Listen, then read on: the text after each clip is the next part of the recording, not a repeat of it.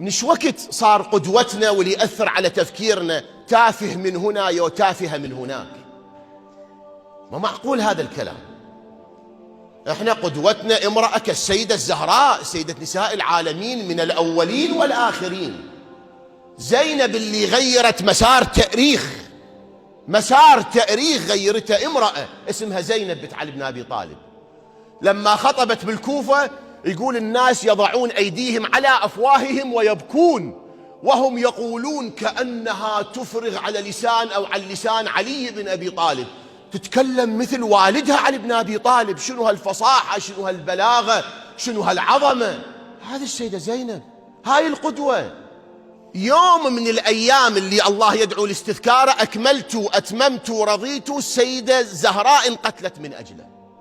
يوم آخر من أيام الله قال عنه الحسن الزكي، لا كما في رواية، لا يوم كيومك يا أبا عبد الله، بتاريخ الدنيا لا يوم كيومك ولا يوم كيوم ملحمتك يا أبا عبد الله.